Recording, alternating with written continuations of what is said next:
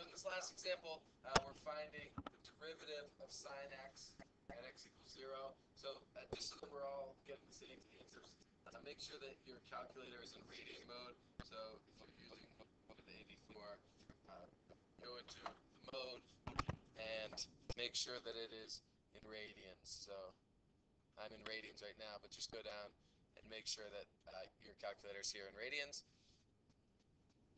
So to find the derivative at x equals 0, we're going to do this by, using this idea of derivatives, which is the limit as h approaches 0 of f of a plus h, or 0 plus h, minus f of 0 all over h. And I'm saying f of 0 because we're looking when x equals 0. So what we need to do is determine, what size h do we want to use. So let's just, to use a really nice small h, let's let h equal 0.01. So it's even smaller than we were using before. So the derivative at x equals 0 is going to be f of 0.01 minus f of 0 over 0.01. Well, we're using sine.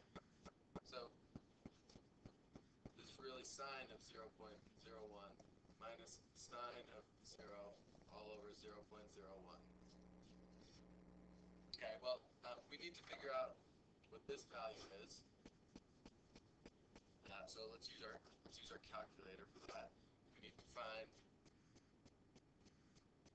sine of 0.01.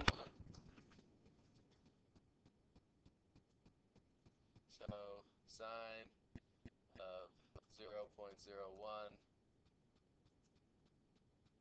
we can approximate as 0.00999. So let's just round that to 0.01. So sine of 0.01 is 0.01.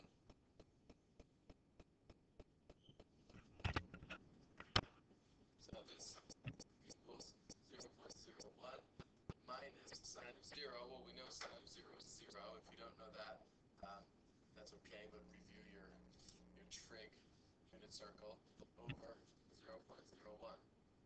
What does this equal? This equals 1. And what do we find? This is the instantaneous rate of change at x equals 0, or it's the slope.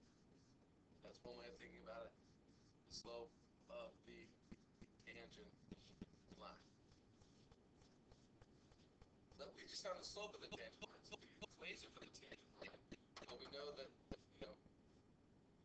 it's going to go through the point 0, comma sine of 0, or in other words 0, comma 0, and it has a slope of 1. So the equation for my tangent line is y equals 1, x minus 0 plus 0, or just y equals x. And that's kind of a cool finding, because we know that sine x looks something like this.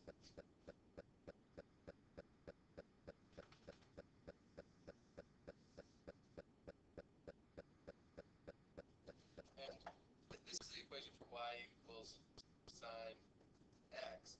And what we said is when x equals 0, our tangent line